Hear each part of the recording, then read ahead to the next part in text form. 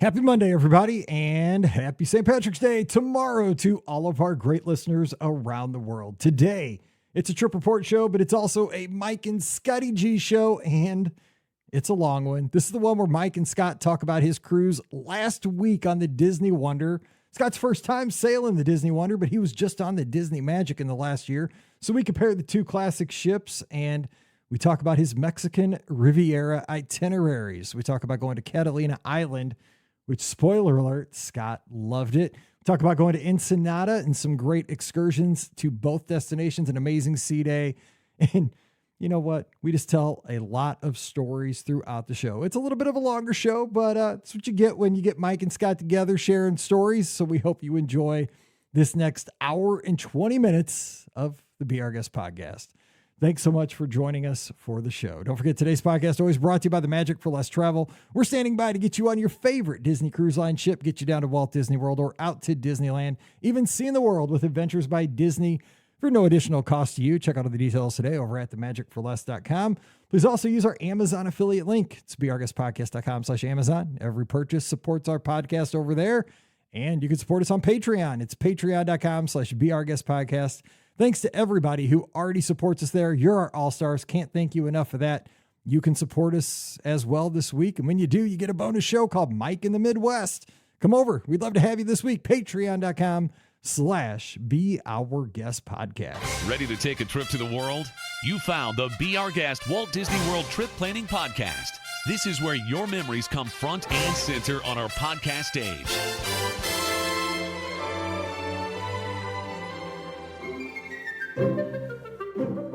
Welcome to episode 2859 of the Be Our Guest Walt Disney World Trip Planning Podcast. I'm your host, Mike Rallman from beourguestpodcast.com and one of the senior agents over at the Magic for Less Travel. Happy Monday to you.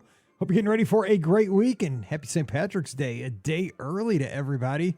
Hope you got that green on. Well, at least you got it on the, ready for tomorrow at least. And, happy birthday to my grandma up in heaven, man. She was a St. Patrick's Day baby, and we always celebrated it with her with a green cupcake, and she always loved that. So miss grandma, but I know she's having a good one up in heaven. So happy birthday, grandma, up there.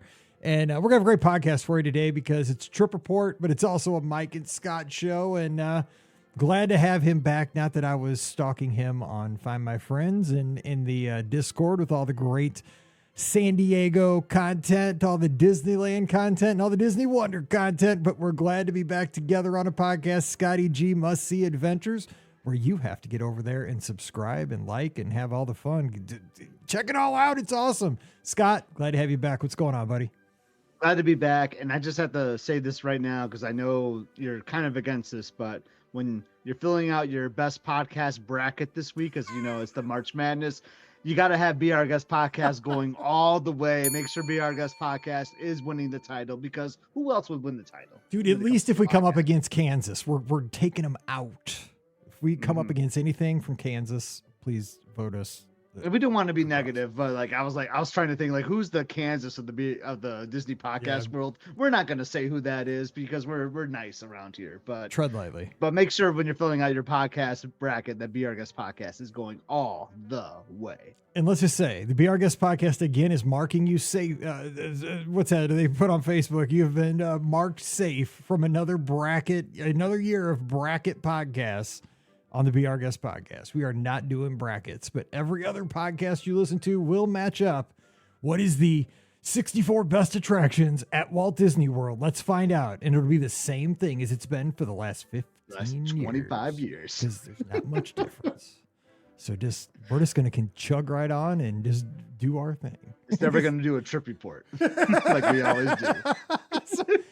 We're not old and curmudgeons, but we're just going to, it's just it doesn't vary that much. But, hey, remember, but the good thing about being old and being around forever, remember that year? Let's go down memory lane, Scotty G, before we get talking about your cruise. Remember when Disney officially did that with they named they made shirts and what was that? I mean, was that a fever dream? The people movers or whatever, jerseys. Or something like that. Yeah, yes. The people movers and the Tower of Terrors, and there was a whole thing that team that cool. Did that was cool. And didn't they sell the stuff too? You could buy it. I I want to think say. on the Disney store maybe is where you could have bought them. Maybe I'm sure like they had them in the parks too. But I remember vividly like ordering them on the like Shop Disney or the Disney store. And I just remember like our friend Georgia, from Georgia, he just really wanted like the People Mover shirt. He was all in on that one. So that one like really resonates with me. But yeah, I remember that. That was like probably like in 2018, 2017, somewhere in there maybe. Like, yeah, that was weird. That was a weird one that they did. It Sometimes was. Disney does some weird stuff, right? Yeah. Because they wanted to get in on the bracket stuff too. Yeah, I mean it's a thing, and it'd be great.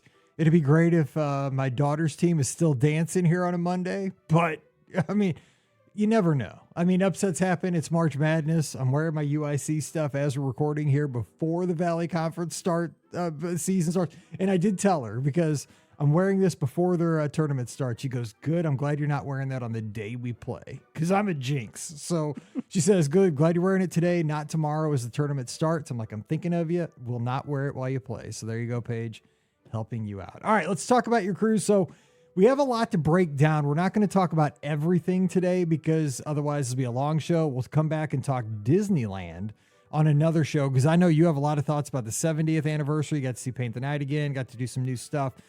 And we are going to talk about that. We can maybe do that next Monday or maybe next Friday on the show. We have other shows. But I'm dying to hear just the meat of the cruise. But before we do that, like, let's talk about why you decided to do this particular sailing in this time of year. Like, how did this come together for you? Yeah, so as you know, like I have cruise fever really bad. Yes, right you do. now. I know. Yes, you do. And I As love it. my for travel you. agent, Yes. you definitely know. So, and I've been just checking boxes on these ships, like with the BR Guest podcast last summer, like I have never been on a classic ship. So wanted to sail the Magic. So that worked out really great. Loved the Magic. We had the best time. We're actually showing those videos right now on the channel, the Must See Adventure YouTube channel. And I was like, man, I got to get on the Wonder next. And it's always been in my thought, like, we're going to do an Alaska cruise, and that's how we're going to do the Wonder. And I think the Wonder is still going to be around for a while, but a part of me is kind of nervous, Mike. I don't know why, but like, I get nervous about these classic ships going away. I don't want to put that out there, but they're old. Because I love those ships so much. I love those ships too. But I was like, Alaska's not happening this year, and I don't know if it's going to happen in 27. So I just really want to get on the Wonder. And I was just looking at itineraries, and I'm like, wow, like they do some cruises out of San Diego before they go to Alaska.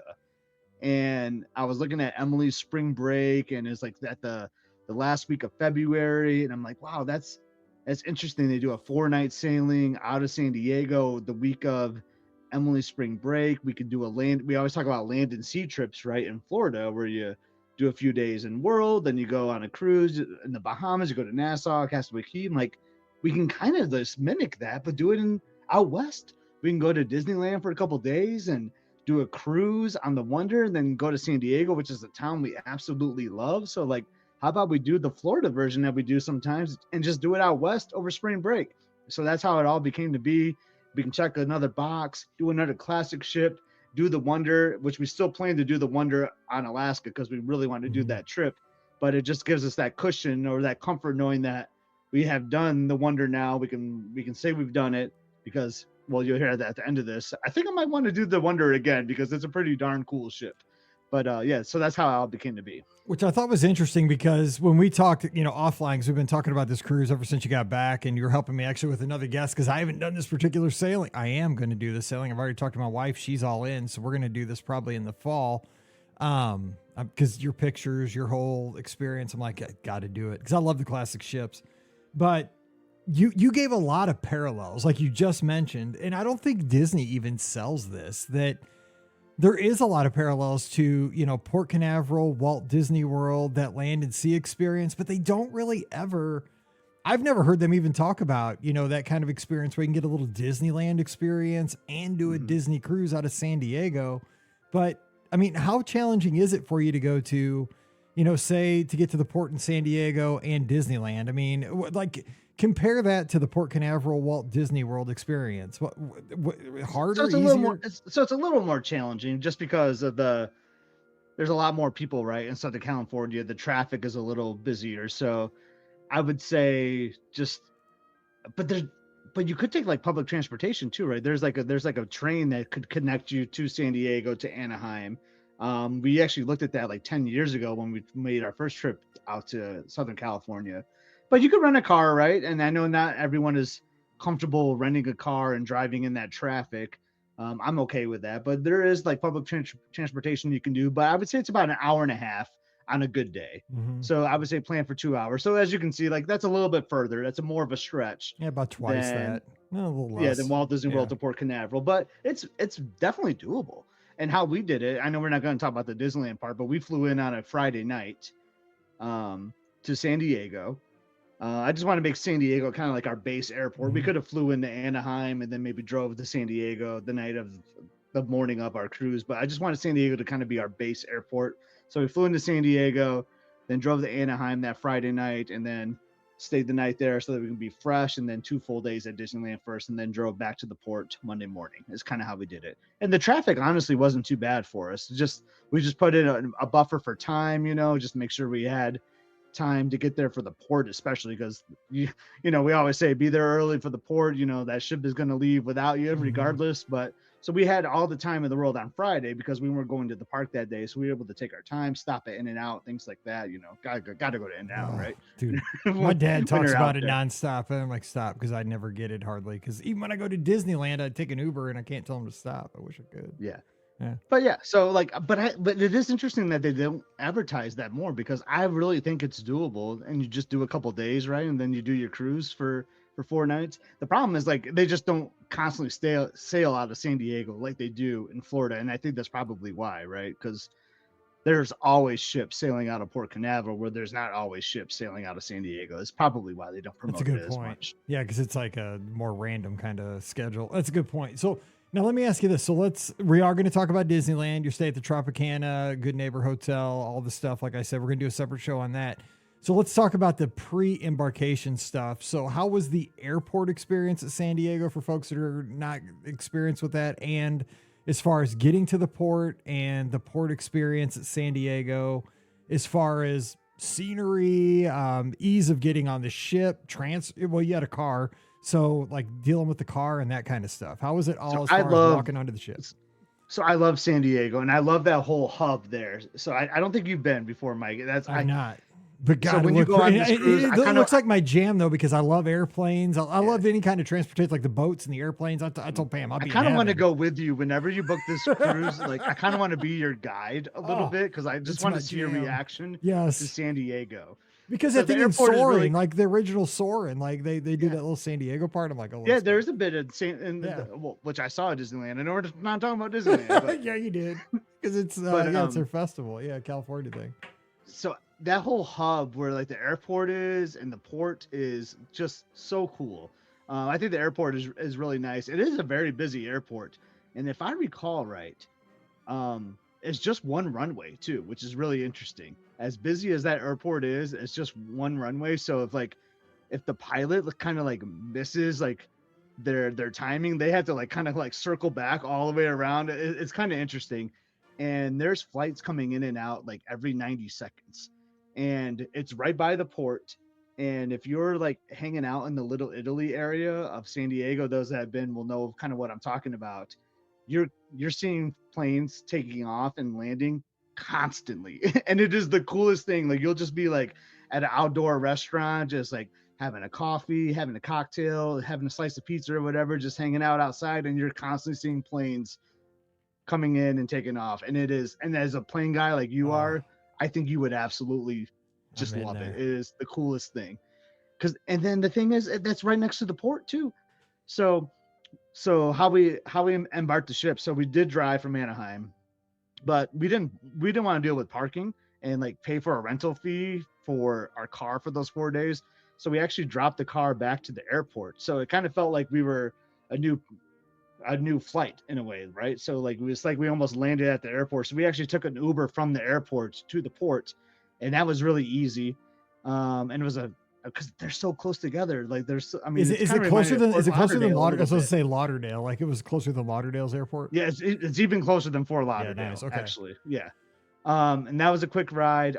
We didn't have tags because we did a guarantee and like we didn't get our room assignment till like 4 days before. Like it was like really late on that. So we got dropped off where like the porters were a little clunkier, I would say, than like Port Canaveral. Like Port Canaveral, they have a really good system, like where they have that line of porters. This was kind of a little more scattered, but they like dropped you off at an umbrella basically, and then you just told them like, here's my room number, and they just kind of wrote them down on the tag and like, okay, you're good to go. And then you went into like a warehouse basically. So it felt more like run down than I'd have been worried I'm going to end up on an aircraft carrier or something in San Diego. I might start giving you fatigues, man. Be careful.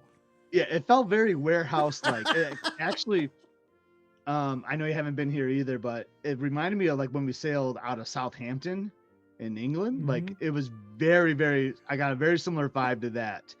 And there were signs like no video, so I wasn't taking video. But then I saw a guy that started taking video. I was like, well, I'm gonna start taking like, video. Dude, I'm a vlogger, man. This is what I do. This is in my DNA. So I got very little video in that because I was nervous someone was gonna yell at me. But that was kind of cool. So once we got on the ship, it was really good. But this is something that we did that we normally don't do, and it was Emily's idea. So we went to the French Quarter Lounge to see how our dining was, because we were paired up with another family the last time on the Fantasy, which is fine. It's great. We're talking. We love to meet with people. It was weird to record with another family while dining, and this was like not a fully sold cruise. So we just wanted to see like if we could get our own table this time, just because we haven't connected with Emily in a while because it's spring break. She's been in college, and then we actually were grouped with another table, but they were able to just give us our own table, which was great. That's kind of what we wanted this cruise. By the way, you can always tell your travel agent. It's just a checkbox. We can really? That. Oh, I didn't know that. Yeah, we can just check a box and you get a private table. So well, thanks for the tip there. It's like, just so you know, just let me know, dude. I'll get you a private table. Yeah. Okay. Okay. Go ahead. Well, we got our private table. But I mean, you're such a social person. I never check it, so I didn't know. Yeah. I mean, we usually don't. I get it for filming purposes. Yeah, absolutely. Yeah, and for this time, we just kind of wanted it. But anyway, so then we went to Cabanas, and Emily was like, let's sit outside at Cabanas, because it was like 65 degrees. And at Port Canaveral, you're usually not wanting to sit outside, because it's blazing hot and there's not much to look at. But here, that port is so cool, Mike, because you got like Navy ships. Oh. You got Navy ships out there, and you have the airport. So we found a table like right in the back of the outdoor deck of Cabanas. And Mike, we just sat there and we just watched like Southwest planes go off, American planes go off, Delta planes go off. We have ships to the left of us. It was such a vibe like that you just don't get like in Port Canaveral. And then you had this great like breeze coming off, like I can't explain it, man. It was the coolest way to start your like cruise vacation, no doubt. Because that makes the embarkation day almost like a port. You know what I'm saying? Like a destination. Like usually your embarkation day is just like, okay, we're killing time till the muster drill, till the sail away party. Okay, let's get rolling. But like you say, I mean, it's a gorgeous site. You got stuff to look at. You're not going anywhere. But I mean, it's for like geeks like us. I mean, I love the transportation stuff. I like. Well, that was the thing too. When we walked in and they announced us, and you see. On the wonder, like you're always like, wow, why is the atrium so small? Because I'm used to the dream class, well, like that still gets me. That still gets me every time. Like, but I love it though. It's so cute, like. But they have those portholes right at the end of deck 3 there, and we just kind of look out the porthole, and boom, like you saw a plane coming off instantly. Like, whoa, you just don't see that. Like that was just so cool. Like, why is there a plane going off? Like, just. I'm telling you, that's like my favorite port to sail out of now. All of a sudden, like there was just so much stuff happening around there. It was just a really cool port day, I gotta say. All right, hang on. We're going to commercial, so I can go get my wife and tell her we're booking this real quick, so that we. Because I am so wonderful. I love classic ships, and I got to get to say it because I've never been to San Diego in my life. Now I told you I got a passport. I don't need it for this one. Oh, yeah, I guess I will. Well, I can't end up in Tijuana somehow by accident. Who knows? I mean, you're 15 miles away from Tijuana. If you're driving around, you never know. I can use it instead of my birth certificate. Now I don't have to be one of those people that use a birth certificate on the embark, like the thing. I've used it for I'm almost Pearl, and I've used the birth certificate every time for online That's check-in. crazy. You know how hard that is to like get that just right? It's a thing, but I've done it. It is. That's impressive. I bet you they have like a picture of me at Disney Cruise Line headquarters. Like this guy is almost Pearl, and he's still using a birth certificate. Like he's Your what is legendary this guy? status. I'm right. sure like this guy They call needs, that the Rawman. yeah, Is but what this they do. this guy needs to get a passport at some point in his life, and he's a travel agent. They're Okay, gonna give you a standing ovation the first time they actually see you check in with a passport. 100%. Okay, so you get on. So give us that first day vibe. Is it because again, a lot of folks have that Bahamian Caribbean sailing. This is let's go there.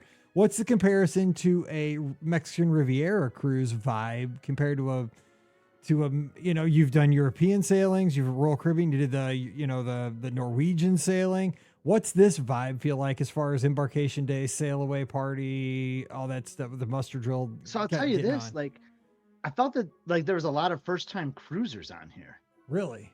Yeah, I felt mostly like Southern Californians, you think, or because no? I think there's a lot of Southern California, a lot of West Coast people that don't cruise as much. It was the kind of the vibe I was getting. I mean, there was still some like Castaway Club, because when I booked, like I felt like there was not very many platinum people because I got a really good boarding group. Platinum. I know, right? I'm showing it off. Platinum here. And you see a lot of like California, like Jason always talks about sports teams, like in the parks. Lakers You're seeing everywhere. a lot of Dodgers gear, like at the sail away party. Lots of like San every third Diego person's Padres something gear. Otani. Yeah. Yeah. A lot of Rams gear, which you normally don't. Actually, I'll tell you this: there's so much Seahawks gear, like Super Bowl champions. That's true. Gear, like on this cruise. So like, so it's like a different vibe. You got like a different like sports fandom. I know that's like a weird thing to like notice, but you notice like what kind of clothes, like jerseys that people wear on these cruises. But Nice. it felt like it was a lot of like first time cruisers. Was the vibe I was getting because a lot of people like asking questions like where to go. Which was interesting, like because I feel like I don't get that a lot when you sail out of Port Canaveral, like people asking like where certain parts of the ship are, and like that even happened on the last night. Not to jump too far ahead, but we were at Tiana's on the last night, and the guy came up to our tables like, "You guys look like you are seasoned cruisers." Maybe because you've been filming the whole cruise. I know. In your TV but he was like, "How do I handle this? How do I handle the gratuity stuff?" So like. That's what I'm saying. Like there was a lot of newbies on the cruise. So like, and I was happy to help people throughout the cruise and like answering questions. You know me. You're like the assistant cruise director by that point. Mm-hmm. But it wasn't a sold out cruise by any means either. So like the sail away party, it was really easy to like get on the rail, like on deck 10, which a lot of times, after muster, like you might be a couple people deep and not be on the rail. So it was really easy to like position yourself for pirate night and things like that, which was kind of cool because it wasn't a sold out ship and maybe not everyone knew that they had to get there. Like, and same with like character photos, like you'd be on the Navigator app and be like, okay, Mickey's going to be here at like 3:30 or whatever. And a lot of times we would be like the first people there. Cause like, our minds are trained. Like we know, like you got to be there for things at like 3:30 or whatever. So we were like the first in line for a lot of things on this cruise, just probably because of our experience. You know what though? It's probably the difference between like the East Coast parks mindset and West Coast. But think about Disneyland and Walt Disney World. You're like a world like mindset person compared to like the Disneyland person. Like they just kind of casually meet the characters in the parks and they don't line up. Maybe I don't know. Who knows? I don't know. The theories. But you're right. First time people wouldn't really know what's going on. They're just going to wander around and see what happens. But you're platinum. You've done all these cruises. And at the end, though, I want to hear, because you've been on both the Wonder and the Magic in the same year. So I got to hear the hot takes on that. But we're holding that to the end. Absolutely. Okay, so first night. So what was the entertainment? What was dinner the first night and all that stuff? So because the first night's kind of hectic, though. You're waiting for your luggage to get, there. Yeah, you got to change. The first day is always It's hectic because, I mean, this is, how I feel about this. I wish Disney Cruise Line would listen a little bit. And I know why they do it, because it is like a family cruise line, with lots of kids. So safety is a huge thing, but I wish there's a way to fix the muster drill setup. Because I really don't like going and sitting in luckily, like sometimes you got to stand on like the shuffleboard, court, court, if you're unlucky. Sometimes you get a restaurant, but Yeah, I know the last few I've been in the Walt Disney Theater, so I've been really lucky. Yeah, that's better than on the shuffleboard court. Yeah, exactly. I know, right? But even if you were outside on this day, like it would have been fine. It was a nice breeze, you know. It was a good day to be outside, you know. But I mean, that's just like it makes it difficult sometimes because like you unpack, you know, you wait for your bags, and you're like, oh, what do I do next? Like, well, I don't know what to do next because like in 30 minutes is the muster. Like it's hard to get into something sometimes, you know. So then you do the muster, sail away. You know how that whole routine goes. But we did second dining. Mm-hmm. We kind of been enjoying second dining. You've been doing second dining at home. I mean, lately. I know, right? Like I'm just like accustomed to that. That's how I live life. I do second dining at home. You're right. But because of second dining, and you learn this too when we sailed the Magic, you kind of had to go up to like the Duck and Diner or Pete's Boiler or Daisy Delights. You kind of have to snack a little bit because there's no way you could make it to 8. There's not, but then you don't get the late nights. But see, that takes away your like 10:30 pizza for your 10:30 pizza. It kind of screws me up there. Yep. Yeah, that's kind of a yeah. So it's like chicken shawarma like at 5 o'clock. Yep. You know, is kind of what I was doing. You know, but we had we were in Triton's for the first night, which would be like Lumiere's Royal Court. And got to meet our serving team, which were great. Savio and Rika, they were terrific. Shout out to them. They are awesome. They were a great serving team.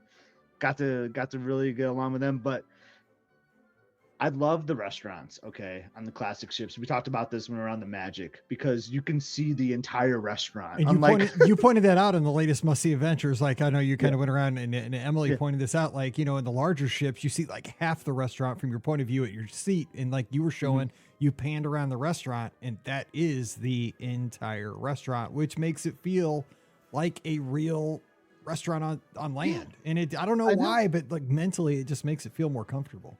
It does for me, right? I just love that. I love that about the classic ships, like that space. Even if like they're full of people, right? It just feels, I don't know, it just feels more comfortable, like you said. Like, so I like that. And maybe it's because we had second dining too, but like we were probably 50% full. Wow. Like our dining rotation. It was kind of crazy. Like, so we were hitting on all cylinders, like with our dining team. Like we were like finishing dinner pretty quickly, actually, which I wasn't mad about, to be honest. You know, like get me out of there. Let's go have some fun. Yeah, exactly. But I have a funny story about first night. If you would like to know a funny story, let's go.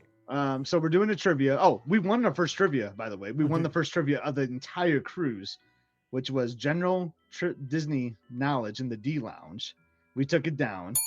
Who else? I mean, come on. They were asking, you're the assistant cruise director. People asking you questions. Yeah. What are you going to do? Exactly. Yeah. Then we did a second trivia in the D Lounge. And before that, I had a major fail. I forgot to pack our cups.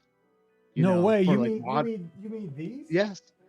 Yeah. I forgot to pack our like cruise cups that we do for, yes. Oh, yeah, like I have them all behind me. Yes. Yeah, exactly. Yeah. So I had to like go with like the small cups. The whole Scotty cruise. G. These are it was a big God, these are the fail. best ever cruise accessory in the history of the world. I know. How could I forget that? So we're in the D Lounge doing our second trivia of the cruise, and I'm kind of thirsty, you know, like I want to, and like, you know, let's get something to drink. So I was like, I'll go upstairs. I'll get 3 pops for us. So I go up to the elevator to go up to deck 9, and I'm in the elevator with this very sharp looking gentleman, very nice dressed man. And you know me, I talk to everybody, yes, right?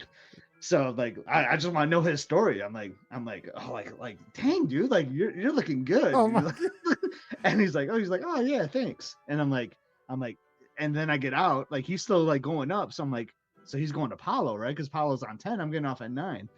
I'm like, enjoy Palo tonight, you know, is what I tell him, because obviously he's going to Palo, right?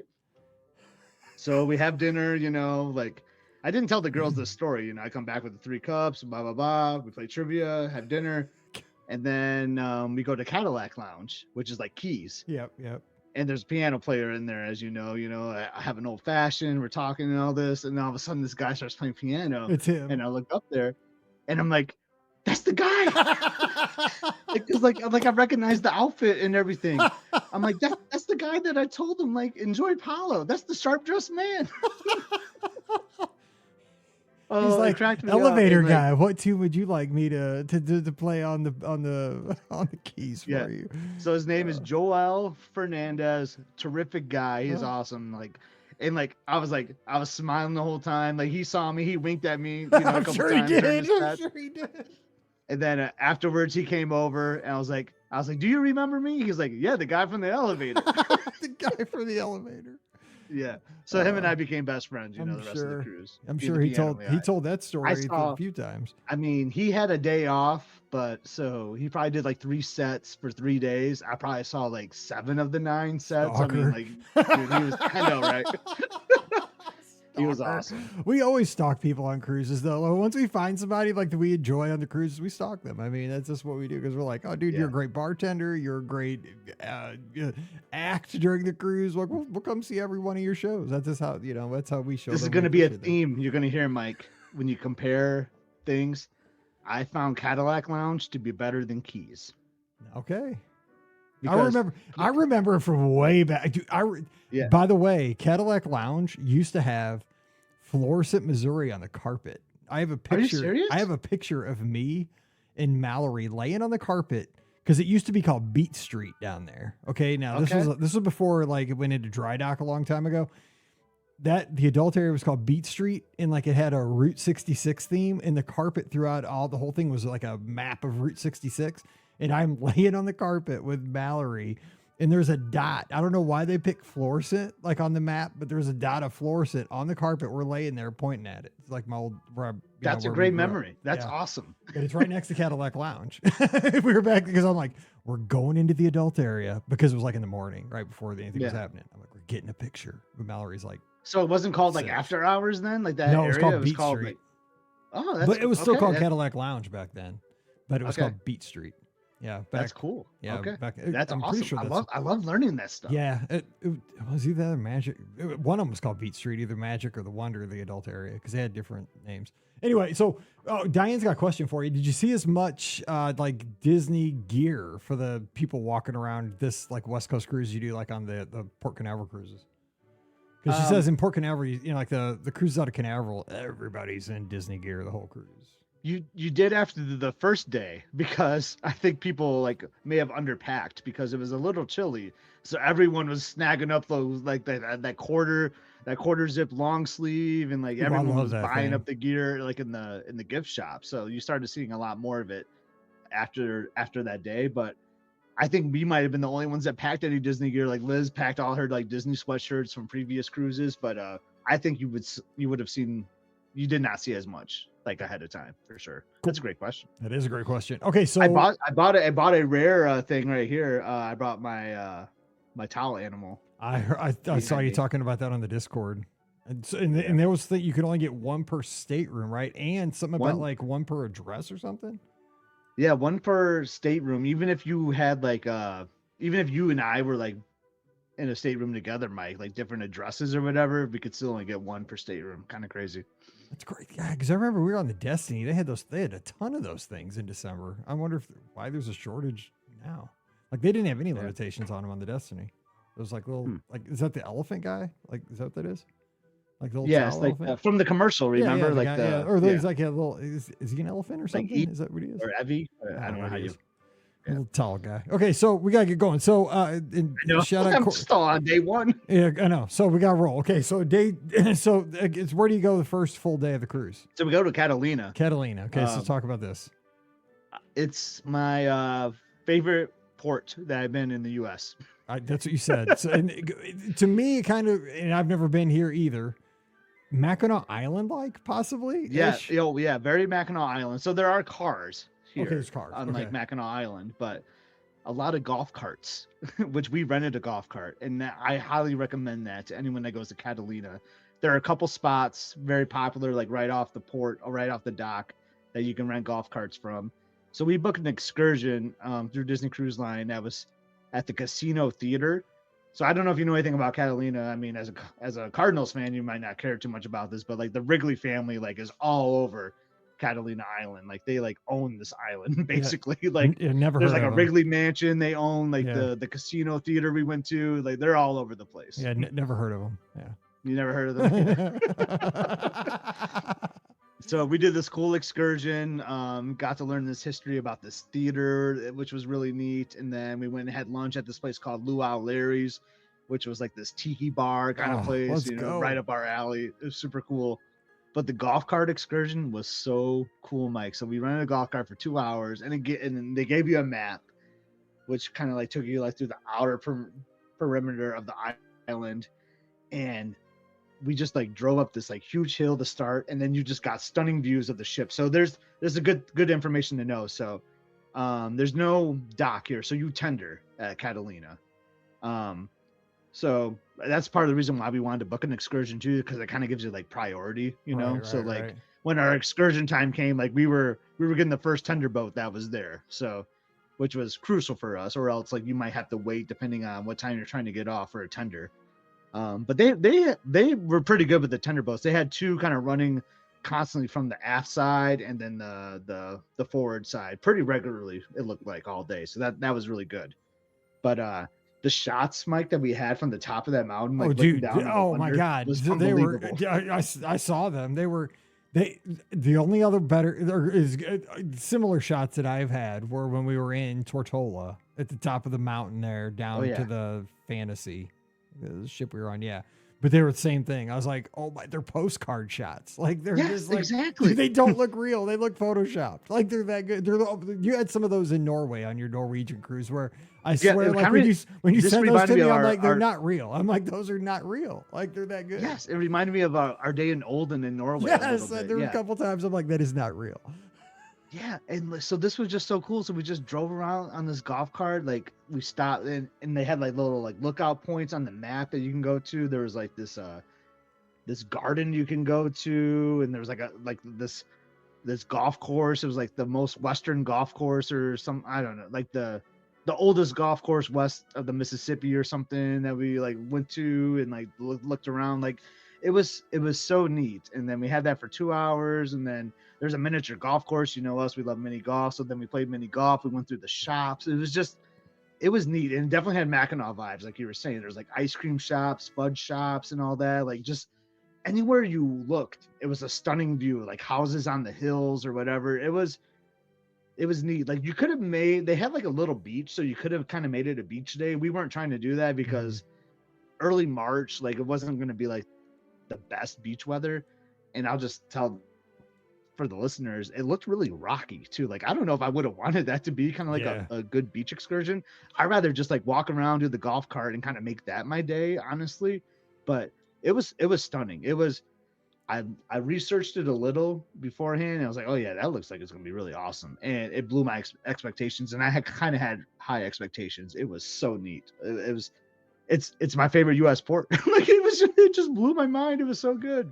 And I think you picked just the right time of the year, right? I mean, the weather was really, it was a great day though, like weather-wise, for like cruising around a golf cart, mini golf, and it got a little chilly, like cruising on the golf cart, like high altitude a little bit, but it was perfect for us. It was great. Like, cause like we had like long sleeves on, sweatshirts. It was perfect for that. Oh, so good. Okay. So, and the tender wasn't a big deal. You just hopped the little boat. And the tender is kind of fun, actually. It's like another little small good pictures boat ride. Of the boat too. I mean, you get outstanding pictures. It is. You do get a good shot of the boat. Yeah, when you get off of there, And there was crew getting off too. Like on the way back, like I sat next to a crew member because this was their first time. This is the first sailing doing this itinerary. So like the crew hadn't done this in a while. So like they were excited to get to Catalina. So I was like asking the crew member, like, what did they do today? Like, what do they like to do? Like, it was just fun, like chatting with them, they were excited to go back and start doing like the Catalina excursions or stops again. Nice. Corey is excited awesome. To get to Catalina too. Me too, Corey. I'm right with you, man. I'm telling you, we're going to take another commercial break so I can definitely drag my wife into the studio so I can book this itinerary. Okay, we're continuing on. So you get back to the ship. You've had a beautiful day on Catalina. What's the evening hold for this? Where are you dining? What are you doing for entertainment? But I'm sure you went to trivia at some point again, because I know that you became the trivia. We may have won a trivia without looking at my photos. I'll say this. Emily, like I love that girl. She's the best. Obviously, so 100%, we have the best kids. I mean, we're so lucky. We have the best kids. Lucky. But the last few cruises, she you're gonna get a laugh out of this. She loves going to Shutters and like seeing the photos we take throughout the cruise. So as a dad, like if that makes her happy, like I'm gonna continue on with that. So I've been pre-booking like the photo package, even though like it's kind of pricey, you know, but if you take a lot of prints, like it's good value, you know, if you take advantage of that. So that's kind of been our thing, is like just stopping at all the photo stops like on the ship, because they'll set up those backdrops, right? Like where they have like Arendelle, or like on Pirate Night, they'll have all those silly backdrops, and like they'll be characters throughout the ship.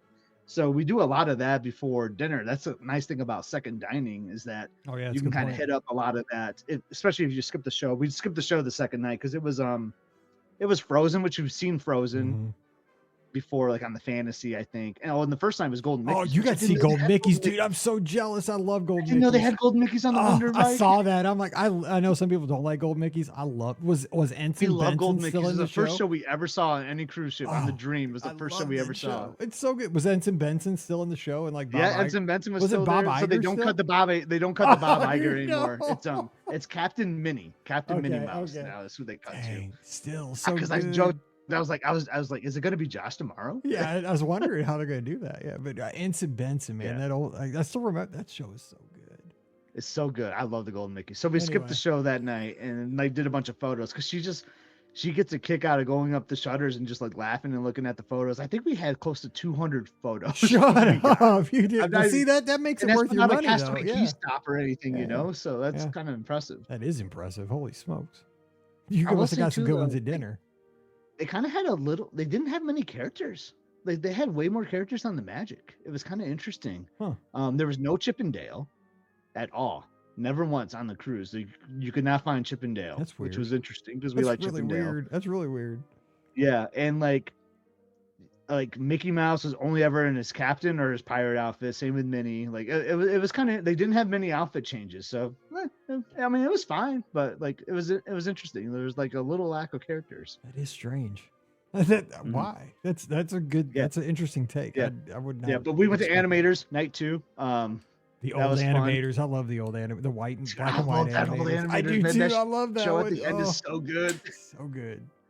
So good. I mean, I love those. I won't spoil anything for anyone that's been there, but if you've been there, you know, like that the way they end that meal is pretty epic. And I love those little pasta things that they have for the. Maybe everybody else doesn't, but I think they're like the appetizer. Those little cheese pocket things. Oh, those are so good. Yeah. So that was good. I like how the crew comes out too at the end of Animators there too. So that was. So I'm filming, you know, and they stop. Like I think they try to stage it so they kind of like the crew, like kind of your serving team kind of stops like where their tables are. So like I'm filming and I'm like, that's my serving team. That's I'm like yelling, and like then everyone like, yeah, that's my serving team too. Like then everyone like started getting, like I started this trend, you got the wave going at the like a veteran stadium in the 80s. I started the wave in Animators. Yeah. Oh, it was hilarious. But yeah, that was a good night. Then obviously I went to Cadillac Lounge that night, you know, saw Joel do a couple sets. He was waiting for you. Scotty G's in the house, everybody. Yeah, but I know we're going long. So the next day was Ensenada. And I mean, there's been some stuff happening in Mexico. Yeah, you know, and I asked you about that because I wanted some honest feedback on that, because some people weren't even sure if we were going to even go. You know, like is it even safe to go there? And I mean, it was far enough away from like where some of like the major like issues and crime were happening. So, and Disney wouldn't go if it was exactly safe, right. Yeah. So we went, and we purposely booked an excursion for that. I know other guests on the ship, people were talking about it. Some people canceled their excursions. They're like, yeah, we're just going to stay on. And that's totally fine. I mean, it's a beautiful ship. Like, I don't blame them for staying on. And it's a shorter itinerary too. I mean, the shorter itineraries, sometimes you need more time on the ship. Exactly. But we booked an excursion, and it was cool. Like we went and toured this like this winery. So I thought it was gonna be more of an actual winery. Like it was kind of misleading a little bit, but basically like we went to like a wine bar. Like but it was good though. So we got to taste some wines, and the wine shop was really great. Like Corey, if he's listening, he would love it. It's kind of remind me of your wine shop a little bit. But So we got to taste some wine, and we got to taste some olive oil. So they had like some homemade olive oils that they had. We got to dip them in bread, so that was pretty neat. We also toured this old timers. I actually started by touring this old timer casino, where like you would get a kick out of this, like where like the big gamblers would go. It actually used to be like a beach. It was kind of confusing. We're trying to figure like, how did this used to be a beach? And like, I don't. It was the history was kind of. Was this before or after all the wine tasting? This was before the wine tasting. Yeah, I know. Like, I see where you're getting there. But then like, so we're going around here. This is where the private baccarat table was, and like there was a big gun battle here, and then they showed us like these bullets in the wall. I'm like, is that real? Like, or did they stage that? Yeah, that's fake. And then they show us this bar. They're like, this is where the first margarita was ever tasted, and like, I don't know. I mean, was it true or not? Well, because the guy on our last cruise on the Magic told us about where the first margarita was made. Remember, what's his name on the Magic? Oh, yeah. He gave us that story, the first margarita. That's right. Maybe I'll have to listen back to my video if I have it. Yeah, and like, well, see I mean, if it like lines up. I think you did tape it because he talked about because we were in that thing like twice, I think, where he told it. I'll have to see. Like, anyway. I know he didn't want to be filmed, but I like filmed the audio a little bit so I could like listen back. I think he said it was in San Diego though, so I don't know. There might be maybe. But anyway, so that was pretty cool. But so Ensenada is really like the home of fish tacos. Like, now we're talking. So our tour guide was like, hey, I have a friend here who's got a fish taco cart. And if anyone wants a fish taco, I'll call him and he can like fire it up and we can get some fish tacos before we go to like the wine shop. And yeah, I raised my hand, like, I'm in. And like a couple other people did too. So she was like, so those who want fish tacos, follow me. So we go over there. She's like, how many do you want? I'm like, I'll just do 2 fish tacos. So the guy's like, she's like, you sure you just want 2? I'm like, yeah, make it 3.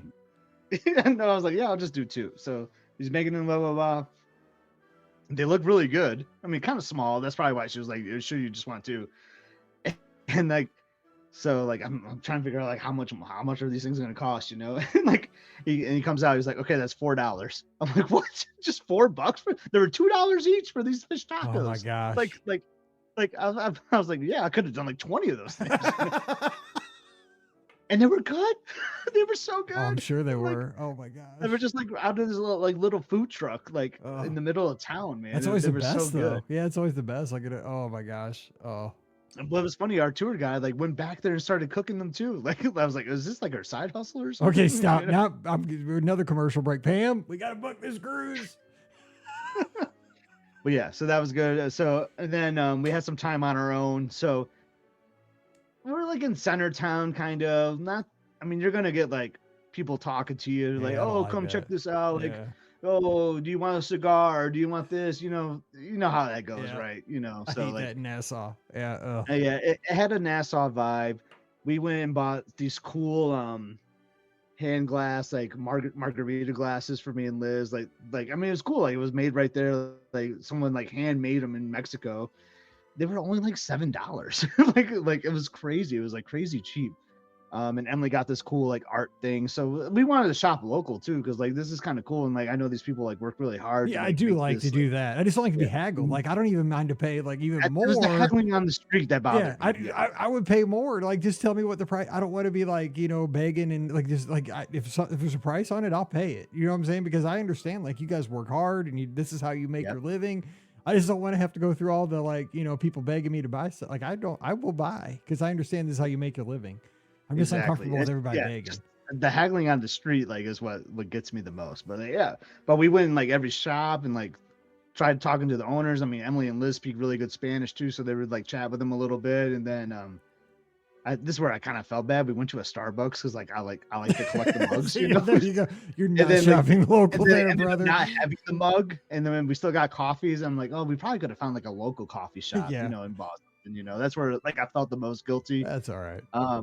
But then like our bus was sitting out, so we had like 15 minutes before our bus was gonna go back to port, and our tour guide knew this guy that was sitting there that was like a candy salesman, and I had the Mexican candy. She's like, oh, you should talk to my friend here. And like I felt bad, like he gave us a sample, so I was like, oh yeah, I guess I'll buy a bag.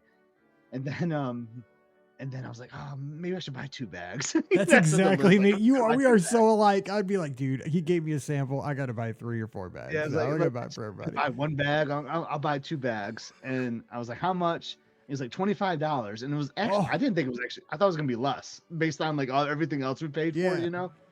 And I was like, all right, yeah, here's $25. I had the cash, and I was just kind of joking, like thinking like I got ripped off. I mean, I don't think I got ripped off, but flash forward a little bit, we're in San Diego in Old Town, like on our last night, like in the markets there, and Emily's like, Dad, you gotta look at this. Like we found the same exact bag of candy. Just one of those bags was $25. So like, yeah, I got a deal. Actually. So yeah, exactly. You like, yeah, it's like a buy one get one. And they were selling like the individual candies for like $1.50, and I got like 80 of them for like $25. So I'm like, oh, actually, that guy, I should have bought more. Yeah, so they taste a lot better tonight after the podcast as you're eating them. That's exactly. good stuff. So that was Ensenada. I mean, I would say, like, I was texting you about this. I think like about half the people got off the ship, half stayed on.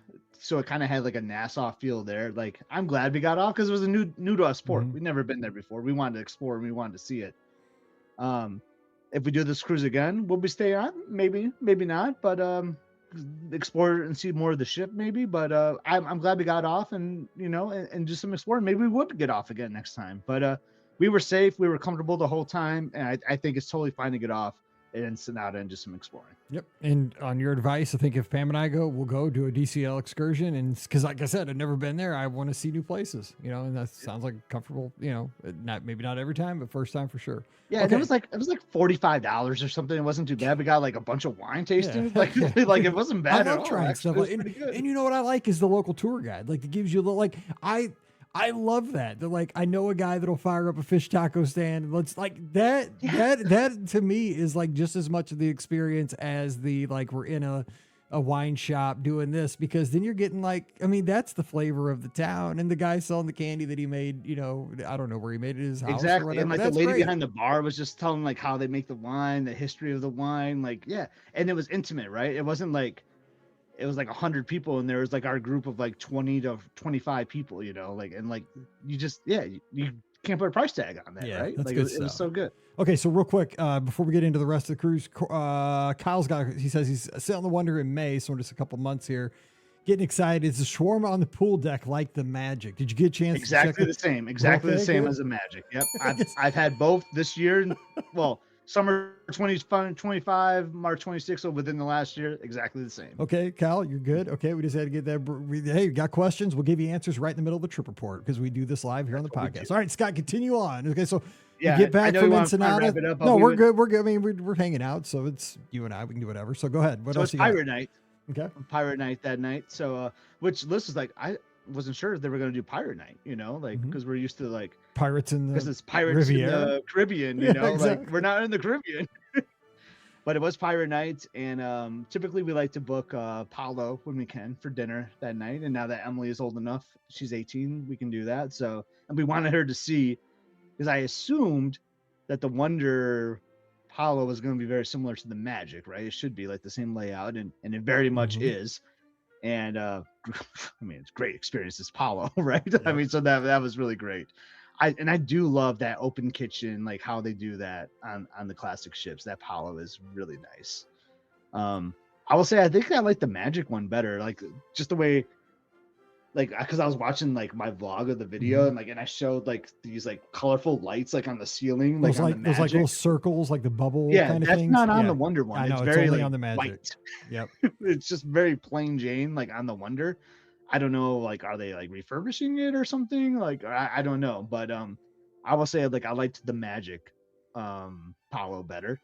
We did not do brunch because we wanted to do, because brunch is like a commitment, like on a sea day, and while I love the brunch meal, we wanted to just on our sea day, which we'll get to here in a little bit, just wanted to do more exploring of the ship. So we just did the dinner, and it was great. I did the Soul. Emily was actually the only one that did the prefix, because Liz and I just wanted to like share a couple things, because we never actually gotten like the pizza at dinner and stuff. So we like, Liz did a steak, I did the Soul, we shared a pizza and a pasta. It was delicious as always. Just a great experience at Paulo. So good. You guys look so nice in your picture. And it's, I mean, talk about that transition though, because I mean, we're there now with Mallory. She's 18. I can't believe that. Our kids are both 18. This is crazy. And the other night, I told you this, I think we were talking offline at the cheer banquet, you know, big cheer thing, like, right. They serve you at a like country club and, you know, you go down the thing like it's a wedding reception. But the thing Pam put, you know, was like part of the committee put it on. The big thing we served was chicken parm, right? You got the noodles and you put the chicken parm on top of the noodles at the next thing. And we were she brought me home because Pam stayed later to clean up and I had to get home and answer some emails and stuff. And on the way home, she's like, Dad, I tried the chicken parm and I liked it. Because she's a real picky eater. I'm like, shut up. You like chicken parm? I'm like, you're 18 now. I'm like, wait till you go on the next cruise and you go to Palo. I'm like, this chicken parm melts in your mouth. It'll be the best thing you've ever eaten in your life. If you like that chicken parm at the cheer banquet in Cottleville, Missouri. Oh, you don't even know. That will ruin her. That like, you don't even know. It's so good. I'm like, if you like that chicken parm at a banquet center, you're going to love the stuff at Palo. Because, you know, I'm like, I can't wait for her to get to go to Palo just because we don't go to fancy. Like, I mean, that's super fancy that's fanciest for us that we'll ever do. And, you know, like that whole experience. But now I'm excited because it'll be something that she will really like. You know, yeah, I mean, she's gonna love it because like she's a Disney. I mean, she's platinum, I think, right, or close to platinum. She was platinum before Pam because she would on exactly. So she's been going to Disney Cruise Line forever, so she knows about Palo. You know, so like to finally, that's how it was with Emily. To like, she's heard about it so often, and like to finally be able to experience, and like I'll be curious how Mallory feels about it too, because Emily is like, wow, like. You guys are right. Like this place is awesome. But that's cool for you guys, like you three now, because now it kind of completes. Like you don't have to really worry about anything now. You can just book it. You three can go, and it's just. And I mean, Emily has been she's been like an 18-year-old since she was like 13. I mean, let's be honest. Yeah, and it worked out so good on the podcast cruise though, right? Because then like when the four of us went, like Pam, you, me, and Elizabeth, like. Emily could have had dinner with the Bankheads, you know, and the Lawrences were down there. So it's not like she like ate alone, so that's what's great about our podcast cruises, right? Where Mallory and Emily could still like dine with the Foresters or whoever was still down there, which was great. Now, when it's just the three of us, that me and Liz could never go to Palo. Right. Because like, we were never going to leave her alone for a meal. Like, I mean, did we do that before? I'm sorry, so did I ever do that with Mallory? Maybe. I don't think we did it. I don't know if we ever grab a pizza and watch a movie on the Funnel Vision. We'll be back in a couple hours. We'll be like, fast. Maybe like with the Oceaneers Club, maybe. Like I'm trying to think if we ever did that or not. I mean, dude, it's you know, maybe, but we won't talk about that right now. Okay, so let's move on. Okay, so Palo was great. Okay, so you didn't do this. Did you do the Pirate Night? So it was Pirate Night. So you didn't have a show. Exact same show on the Magic. So like, so you had the Mickey swung 100%. Across the middle and all that stuff, and so because it's funny, I just had edited like the video of like our Pirate Night like a few days before this cruise, so it was really fresh in my mind. Same songs, same dialogue, like the whole same experience, the same, and it's fun. I mean, it's fun. It's a fun show. So nothing really new there, and then it's the same. They had the same itinerary too, like for like the after events, like in the adult area. So it was like. That transition to like crazy karaoke in the it's not Fathoms, it's Azure on the Wonder. So we went to that. Quick story about that. So got to give a shout out. I cannot remember her name, but there's this lady from Australia, and gotta send her some love because I know she's kind of hurting right now a little bit. She had been on the Wonder 31 times, I think she said, like in the last like 2 years or something. Wait. So what? And so she was getting, I know we have a lot of Australian friends, so maybe like one of her friends listens to the podcast. Mel was just listening. She was tuned in live as we were recording. She may still be, hopefully she's still tuned in. Mel down in Australia, our friend. Yeah, but she so she wanted to sing a song at karaoke, and she wrote her own song because this was her last sailing on the Wonder for a while. She had done like 5 straight cruises. She had done 31 cruises over the last 2 years, and she was just like, this crew is like my family, you know, these are like my family, like my friends, you know, and like, and tomorrow is going to be my last night on this ship, you know, and like I'm saying goodbye to them. So like I have to like sing this song that I wrote for my family, you know, and she sang it to like the tune of like Go the Distance from Hercules is like No the way. melody Oh my she had. gosh. So she's like, yeah, so she just like belted out this song, you know, and like it got the room like pretty emotional, you know, and What's like that? yeah, and like I just and I saw her throughout the cruise too. She was on one of our excursions. She was on our excursion in Catalina, and I was talking to her a little bit, you know. So it was just like it was just really interesting. She came from like the sailing that went from like Hawaii to Vancouver. I mean, she's been like all over like the ship on the Wonder. So it was just like kind of cool. And she was like, "You all are gonna be like on my last cruise on the Wonder, you know, like thanks for being great guests." Like the crew, like it was just kind of cool. Like so we got to see her like perform that song in Azure that night at Crazy Karaoke. She did her own song. She has So sailed it's with kinda so cool. many of our listeners because we've had a lot of listeners on the Wonder over the past like X amount of cruises before you. So a Yeah. lot of our listeners right now are like, I sailed with that lady. I can guarantee you they're like right now Yeah, saying, yeah, who yeah. was it? Who was it? Because I know like Aiden down in Australia. Yes, you sailed with her because I know I'm thinking about a lot of people that were on those cruises. And I'm like, yes, Mhm. you did sail with her. So what did you, I mean, real quick, I mean, was there any circumstances of why she got to sail so many like back-to-back cruises? I mean, just she's a big I Disney don't cruiser know. fan I or don't know. just like I she's just found really her Facebook lucky? I mean, profile. that's I was awesome. gonna send her a friend request. I still might That's pretty to like awesome. just to stay connected with her because I'm Wow. just kind of curious about her backstory a little bit, you know, because it was just Dang, kind of fascinating, like that is how pretty she's cool. been on the Wonder so many times. I was like, I hope she goes to Powell every cruise, you know, because like she's platinum now, Well, obviously yeah, now. she Like, is. it's a You big think? I deal. mean, heck yeah, she's probably. I'm sure she's Pearl. I mean, Yeah. if she's just done So that. yeah, she's got to be Pearl Yeah, now. exactly. Yeah, she's got her name on the sign. I'm guessing. Okay, so yeah, so you did that. Okay, so let's talk about your sea day because to me, sea days the best days, but just Oh, me. really quick though. So Mickey Churro waffles, people go crazy for them. I mean, they're pretty good. I do like them.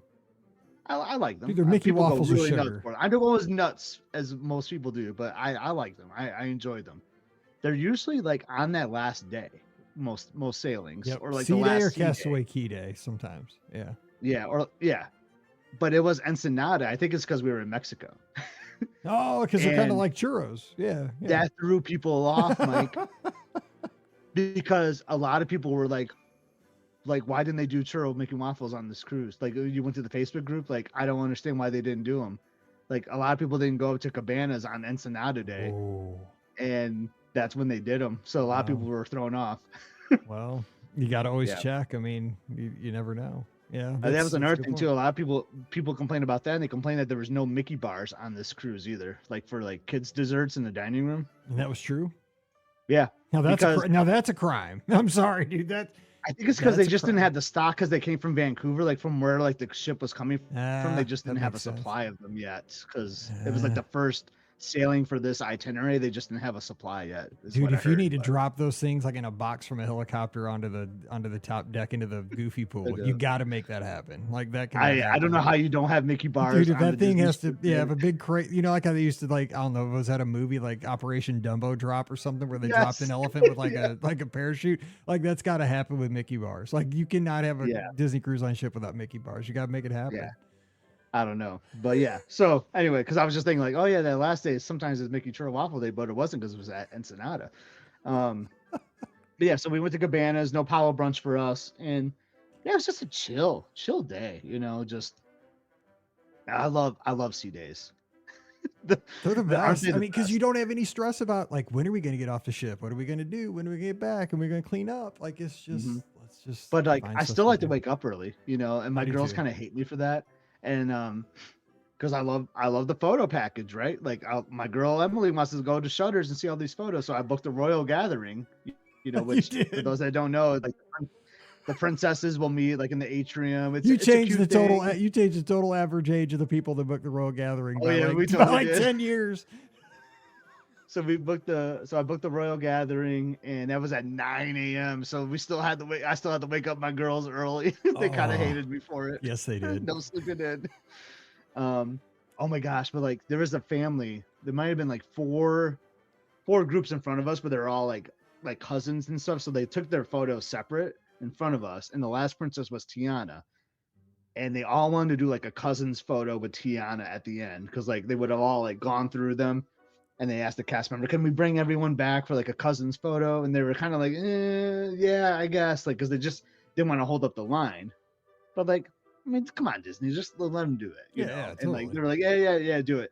But this one boy was like grumpy the whole time, Oh, like seeing no. like me and Liz were kind of like nudge each other, like look at him, like because he was like they dressed him like in this like knight outfit, you know, this prince, He didn't want and he any was of like, this. and he wanted nothing to do with any of the princesses the whole time, and then like, and he still wouldn't do it.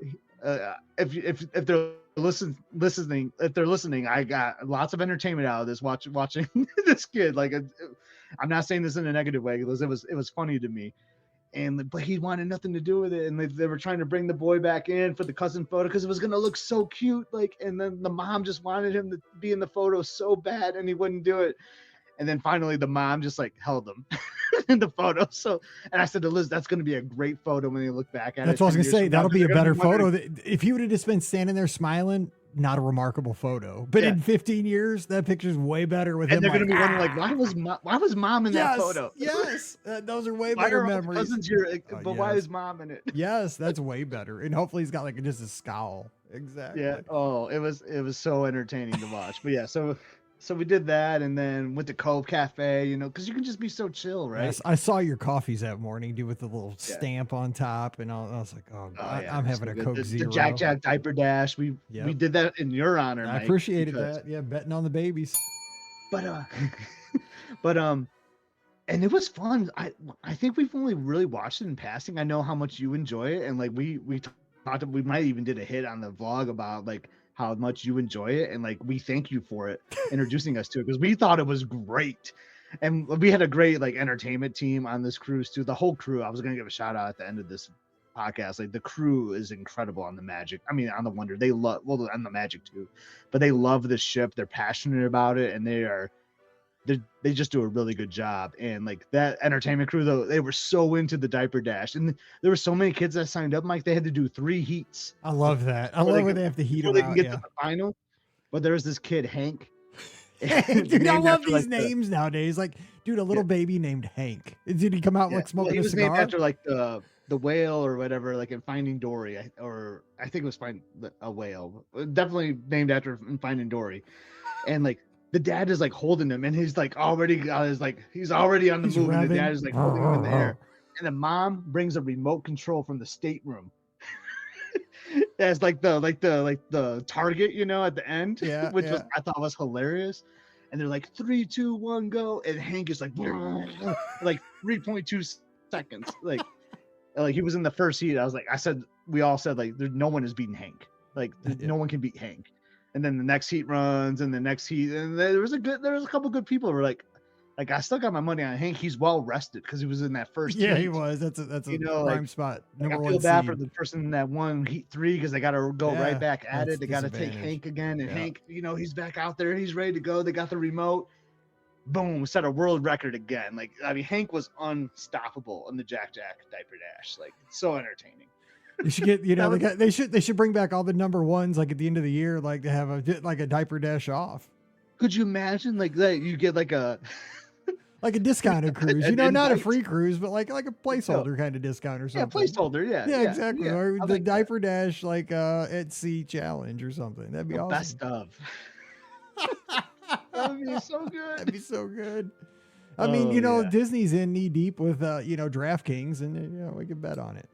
There you go. Now everybody's like, stop. I know, stop. The best thing about the Olympics was there was no DraftKings ads for like 2 weeks. Go ahead. For sure. Oh, but I mean, they're very clear that even though we're on international waters, there is no betting on the Yeah, babies. exactly. If you do it, just don't tell us. Yeah. Exactly. But oh yeah, I mean, so that was really good. When we boarded the ship, I was like, oh, is Hopper's gonna be on here? You know, the new Pixar movie that was being released. It wasn't on the Navigator app. I was like, oh, I thought they would release Hoppers. And then that morning, I think Christopher was his name, or Matthew. There was a Matthew and a Christopher. Like they had, and I don't remember which one was the cruise director. Announced like, oh, and just to share with everybody, tonight at 11:30 we will be premiering Hoppers at Sea. And I was like, oh, that's awesome. I lasted 45 minutes. I was out. I mean, I tried. I really tried. Oh man, I did. But it's kind of cool how they show him in the Lake Buena Vista Theater and the Walt Disney Theater. I think that's kind of neat how they show him in both. But man, I couldn't. I was tired. We were wearing each other out on the cruise. Exactly. I would never have made it. So did you go to the big theater or the movie theater? We went to the little theater. We went to the Buena Vista Theater, the small theater. But anyway, so that was a great sea day. Went to Cadillac. I haven't even talked about the French Quarter Lounge. I really love the French Quarter Lounge. So it would have been the Soul Cat Lounge on the Magic. It's a good spot right there, man. It's big it's just too. a great spot. And we met a great crew member. His name is Onrik. You gotta say it like Onrik. From South Africa, became really good friends with him. Onrik at the bar is a friend of mine. I kept joking about, from the Billy Joel Piano Man song. He'd make an old fashioned for me, and the joke was when he would come to our table, he would like start rubbing my shoulders, and like, I was like, oh yeah, that feels good. Then he would rub Emily's shoulders and Elizabeth's shoulders, and like the joke was, I was like, Onrik, you need to get a gig at Census Spot. That's what I was gonna say. Maybe he works there too. Who knows? Yeah. So shout out to Onrik. He was really great. But we just made friends with so many crew members. But what I really like about this is what I'm trying to get at. The French Quarter Lounge really ties in well to Tiana's place. Yes. And that's what like I've been dying to hear hallway. about this. Cause I mean, like this whole thing was building up to Tiana's because that's, because that's where our dinner was that night. Yeah. And where like the Soul Cat Lounge doesn't transition as well to Rapunzel's table, I feel like, because that's because it's jazz, and then like I don't know what's Rapunzel, like Germany, medieval. Yeah, medieval. I mean, the guy like, with the bucket on his head. I don't know, screaming. Yeah, I mean, which I like Rapunzel's. I love that show. Yeah, I love that too. meal. It was really But good. They're disconnected. Yeah. But when you're walking to Tiana's, you're walking by the French Quarter Lounge. You hear some jazz music. There's like a duo out there playing some music. It just really like sets the scene. So I feel like that's a really smooth transition of like how it's laid out on the ship. And Tiana's place. It blew me away. Now I'm not going to say like the menu was like the greatest. I mean, me and Emily had this good soup that had like a scallop in there and like a piece of shrimp or whatever. Like we really enjoyed that. Liz might have got like some like grits, like some shrimp and grits appetizer thing maybe, but we all got like prime rib, which was really, really good. But it was the show, and maybe it has something to do with our table. So we were like right in front of the stage, and like that might have played a key role because like we are right in front of this jazz band, and they were smooth and they were so good. So you had an upright bass, you had a piano player. There was like 4 or 5 different piano players on this ship. Like this, they were just loaded with talent. Was one of them your guy in this no, show? No, Joel was not. Joel was not on there winking at you. Oh man. But, yeah, so you had Joel in Cadillac, you had Bernadette that played like in the atrium, you had another person that played at French Quarter, then you had this guy and Tiana's. They were all different. Oh my gosh. It was crazy. And then you had the singer, and he had like this little box that you like play the drums on, and they were so good, Mike. Oh my gosh. And they would, not only did they play like Disney songs, but they played like, New Orleans jazz, which I just love that, and then Tiana would come on and like sing some songs. And then she came around and would meet with guests. And maybe it's because like our dining room was like 50% full, so she had more time to interact. That's a big advantage. It wasn't like very rushed. You're like, oh, hi. Boom, next table. Oh, hi. Like she got to like talk to us a little bit, but then it got wild. And maybe this is because of like our table. Like, and I think just everyone was into it. And I think it was cool. It was our last night. It was just like, because it was just like a big celebration. I think if you had it like on your first night or last night, it would be ideal for Tiana's, because your first night is like, yeah, we're on the ship. Woo, let's have this big celebration. Or like, that was a great cruise. Let's celebrate now. So I like the first night or last night for Tiana's. Then, yeah, they just play like Dig a Little Deeper, like or Almost There. Actually, they played both, and Emily and I both said like, oh yeah, I bet you one of those songs is gonna be the finale, and it'll be in both. And you just like did the Disney parade, is kind of what I call it. You see it at Ohana, you see it in the world, like all those character meals, and like, but every single person got up and did the parade. It wasn't just the kids. I swear, every adult got up, and we just went around with all our crew members, and we started doing limbo dances. Like they had limbo sticks out, and everyone's doing limbo to like dig a little deeper. It got so wild in there. It was so much fun.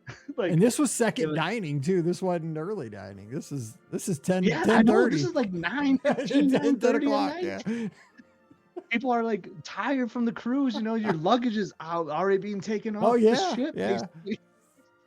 Oh, it was so. And then they bring out the beignets. The beignets were really shut good up. too. Like, Shut up. oh Oh, yeah, so good. it was. That was a great way to just end the cruise. And then my energy is gone. Then I go to the Soul Cat and then like see Joel like, all right, now I'm gonna play some Beatles songs tonight. You know, because he's got this like smooth, like soft voice, you know. I'm gonna But it miss was you, still good, Joel. like- I'm gonna miss you tomorrow night. I'm gonna be back in. No, because you went I to know San he did a Diego for a Beatles. while. He did a Beatles set. You know me, I love the Beatles. There was Yeah. no way I was gonna miss Joel singing the Beatles. And that might have been what tucked me in. That's why I couldn't make it through the movie. Like Emily didn't even attempt it. Emily was like, I'm showering, going to bed. You guys go to the movie. Like, smart kid. She's like, that movie will be showing in Ann Arbor. I want to see it. But then and then the next morning, yeah, that was it. Oh, We we still went talked to about Tiana's. This has been our thing. We used to always go to Cabanas. I think it's because we always did early dining. And if you were on early dining, you'd have to do like your restaurant like at 6:30, or you had to get to the restaurant early, you know. So that's why we probably always used to go to Cabanas. Yeah, because like- we did the sit down last time and it was easier because we were on Yeah. second dining. So yeah, it makes sense. Yeah, because you got to be there at like 8 for. If you have second dining, you go to your restaurant at 8, which is doable. That is the biggest thing with second dining is that debarkation morning breakfast is way better. Like it's way better because you don't have to rush. Because they're not going to let you stay on the ship, so they're gonna, and you can grab breakfast. So yeah, that's okay. So sorry guys, this show is way longer, but I mean, I had to hear. This is why we didn't talk Disneyland, or we're gonna do about that separate. But okay, a couple other things I got to ask you because we're way over, but this is fine because I had to hear all this, and we had 5 fake commercial breaks because I am totally booking this cruise. I love this. So I wanted to ask you though, Magic Wonder, both within a year's time. You said you preferred the Wonder to the Magic, but they're, the bones of the ship are the same. Yeah. So you mentioned though, you thought, Apollo better on the Magic to the Wonder, just aesthetically, some of the lights, decoration, so forth. Because you mentioned obviously Tiana's superior to Rapunzel's, that restaurant. What other They're kind just of different. things? You know what I mean? They're just different shows, but I think I like Tiana's better. I just liked the jazz, like the live music going on in there, But I think the lounges, it's kind of like the adult spaces. So I think French Quarter is better than Soul Cat. I didn't even talk about O'Gill's. Okay, O'Gill's. Talk about that too, because I didn't love talk about O'Gill's. O'Gill's and Crown and Fin. If you compare those, O'Gill's and Crown and Fin, exact same layout, right? But I think Crown and Fin has a better vibe to it. And it's an English. No, wait, it's an English type. It's English theme, pub. right? It's English pub. Yep. Instead of Irish. But yeah, so it's not like the bright green carpet, which I mean, the bright green carpet is cool in O'Gill's. Don't get me wrong, but it's just you got the UK telephone booth as you walk in. It's got like all these Disney Easter eggs. There's 101 Dalmatians artwork and stuff like that. There's a Mr. Toad picture like behind the bar. Like I just like those little Easter eggs. The soundtrack is awesome. Like they're playing like all these like cool like new wave and like alternative music and like 80s music. Like I love that. It's just cool. Like Crown and Fin is a really cool spot, and I love O'Gill's on the Magic too. So like when I compare to like the like for like spots, and this is not a knock at the Magic at all because I love all those spots on the Magic too. I just think I enjoyed them like slightly better on the Wonder. Well, that's why you and I need to sail the Wonder together. Oh, dude, we are. That's why I'm totally like. I was already working. Pam at dinner like before we record this podcast tonight. Like I'm like, dude, we gotta get Scott and Elizabeth and maybe Emily and Mallory. I don't know how we'll figure this out, but at least us 4 got to do this cruise together because we do. You've been on it and I just got to do it. So, and I was like, we haven't sailed together. I mean, we did the podcast cruise. It's already been too long. Okay, but dude, the one thing we haven't talked about, you said like guaranteed stateroom. So what details, dude? What'd you get? I mean, what was it? We haven't talked. Did we talk about? You were gonna laugh at this. So when I booked the Magic for the podcast cruise, I booked 7520 starboard side. Yep. Right off, kind of like forward, kind of close to the elevators. Really love that location. Guaranteed. I got 7524, 2 rooms down. Oh my gosh. Because it's just. I mean, when you book that, it's a crapshoot. Yeah, it is. I think it was still like a navigator's like veranda because it kind of had like a white wall like on the far end. Yep, the Wonder has those. Yep, the Wonder has those. But honestly, I kind of dug it though. I dug it. It was pretty cool. I enjoyed that veranda. But it was just so funny. It was 2 rooms down, and I love that location on those classic ships, especially like for our family that likes going to the Cove Cafe, likes going to the adult Cove pool and the adult spaces because they're all forward of the ship. And if you're on deck 7, it's just 2 flights of stairs up, so you don't have to necessarily wait for an elevator. And it's just 4 flights. I mean, it's easy to do just the stairs for those spots. And when you're on deck 7, it's really easy to get to those spots. And honestly, the elevators really aren't that bad to wait for. They're very small, but they come through pretty frequently because there's 4 banks on each end there. And the adult areas are so good on those classic ships. Oh, yeah, so but I good. will say, my one knock on the classic ships, I'm curious what you think about it. I do not like the rooms. Like, I don't like the furniture. Like, at the end of the bed, there's this like hideous dresser. So it makes it really hard. Like, you always have to like turn your body. I don't even care if you're like the skinniest person in the world, you still got to like turn your body around. Like, that dresser at the foot of the bed, you know what I'm talking about, is like really weird, I think. It is like what it is over the years with the, you know, the Dream class ships, and now especially the Wish class ships, they have made the staterooms way better. Like, they've learned like how to make them more efficient with, you know, like a lot of more plugs and a lot like how they, like you say, how they've just put the furniture. Wish class rooms they're amazing. gorgeous. Oh my God. Those we were talking about, like, those are our least favorite like ships. Oh, the staterooms are the best amazing. though. Yeah. The state, they've killed the staterooms in the 3. Like, they've definitely learned, like, from the classics to the Dream class to the Wish class, every time they've exponentially made the staterooms better. Now, the layouts of the ships and like how you flow as a guest, like, you know, I hate that there's not a track on the Wish class ships. I'm a runner. I mean, it's not everybody cares about that, but it's just me. But it's just, you know, like, you're exactly right though. But I don't spend a ton of time in the stateroom, but you're right. When you're in there, and if you have 3 adults, like, you know, we're in that kind of situation. Sometimes we're 4 adults in a stateroom. Yeah. I just have to leave at some point, you know, like, I just leave the girls in there, and like, you know, I'll go up to Senses and take a shower. So, I mean, that's, you know, if I have a pass, and this is how it is, you know, like, it's just, they're smaller, you know, than the bigger ships, but, you know, it is one of those things. But you're right. It is, it's a mess. And we were talking via 4 text that people. Starboard, I thought, worked really.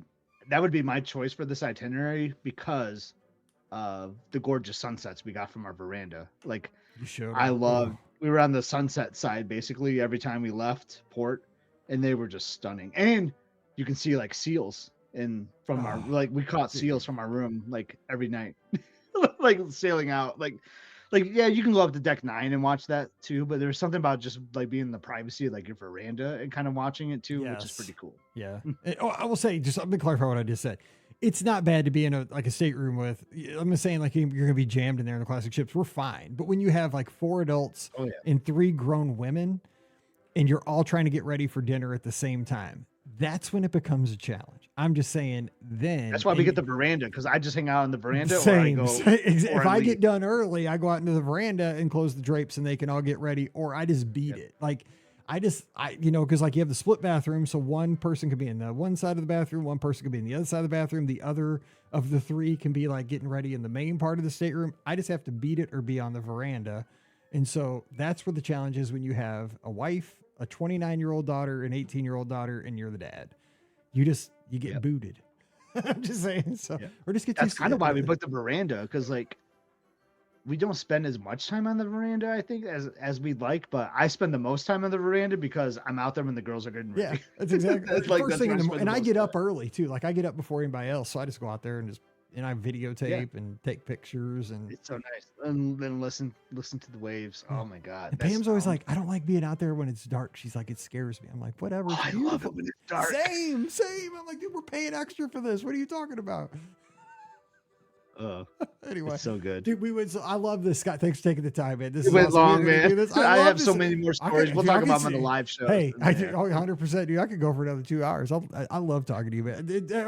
By the way, I love our Discord and our family and our podcast community, because I just have to say, some people came in with some very kind words about that show we did right before I had my surgery, where it was just you and I telling stories about you buying the margaritas and how we met and all that stuff. And we really, I mean, that was like the last show of 7 where I was just trying to get shows out there so we didn't miss any podcasts when I had my surgery.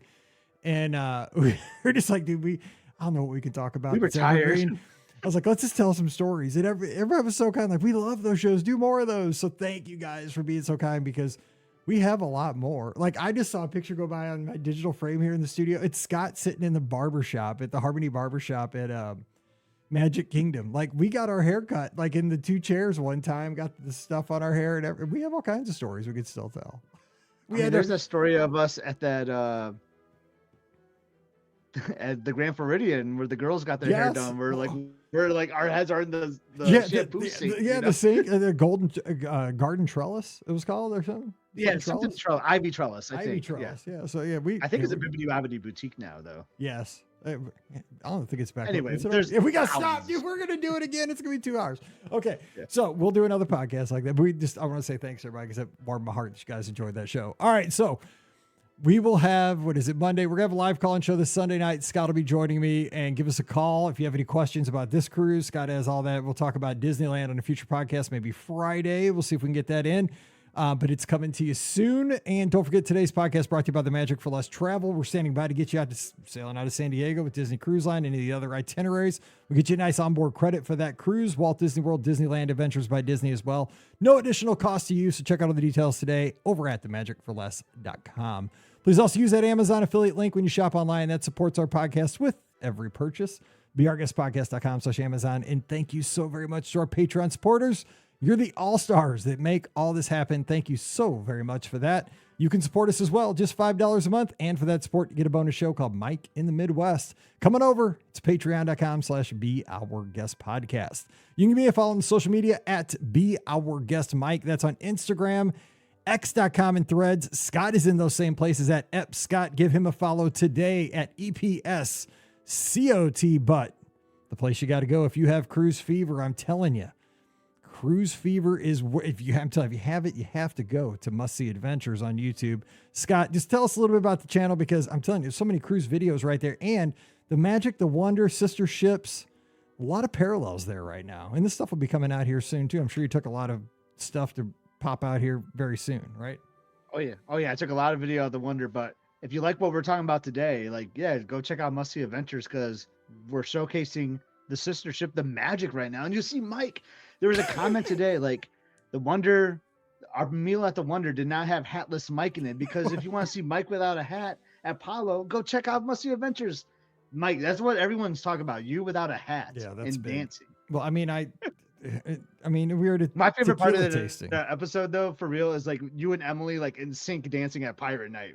Like, I love that. You and Emily, like, you're such a good dad, but like, even because Mallory wasn't on that cruise, and like I just feel like Emily was like, all right, I gotta play daughter to Mike a little bit too here. So like she would like dance with you a little bit too, because that's what Emily does, She's like, sweet. Oh, Mike needs a dancing partner here. Mallory's not here, so I'm gonna dance with Mike a little bit at Pirate Night too and be silly with him. I love it. And that's why Emily is the sweetest. She's like my second daughter. She's so sweet. Well, the third daughter. I forgot I got 2. Yeah, you got a lot of daughters. We got a lot of daughters. But yeah, thank you for that. So go over to Must See Adventures, like and subscribe, and check us out. And people are asking about the next podcast cruise. We are trying to figure that out. So I got a lot going on right now. I just got to make sure my daughter gets off to college. We got to figure out like move-in dates and all that. We are going to schedule that, because I know it'll be in 27, but the good news is it doesn't necessarily have to be in the summer this time. It might be in the summer, but it might not. So we're going to work with Scott's schedule, Pam, Ricky. We got a lot going on because Ricky's now a mom. So, but it's going to happen. So just stand by, and we're listening to everybody's feedback. So we are going to sail again, and we're going to have fun. We're going to listen to everybody. So it is going to happen. And you can come and do a tequila tasting with us, like you see on Must See Adventures, the latest episode, if you dare. You have to wear a pirate. And there'll be another tequila tasting on the next episode. Yeah, you're great. That's wonderful. Next one. Yes. This one was the latest one, though. Well, I mean, if this comes out, it might be the couple later, but yeah, when you had to go to Palo right after, that's a dangerous thing, but we did it and it was fine. We did it. It was fine. Okay. So let's see what else. Oh, the Discord channel, come on over. It's open for everybody. It's where we just talk, and it's our community where we just stay in touch all the time. I mean, just beeps, boops and all day, and it's just us all hanging out. It's free for everybody. Come on over Discord it's beourguestpodcast.com/Discord. I almost forgot because I have a link right there on everything that I own. All right, so we are going to jump out of here. We'll be back again on a Wednesday with more of your listener questions. You have a question you want to get in on the show right now, Mike@BRGuestPodcast.com. Send that, and we'll answer that right away. So for Scott, I'm Mike, wishing you a great Monday. Stay safe, stay healthy, and we'll see you real soon. You've been listening to the Be Our Guest Walt Disney World Trip Planning Podcast. If you have questions, comments, or would like to be a guest on the show, please visit our website at beourguestpodcast.com. Thanks for listening, and we'll see you real soon.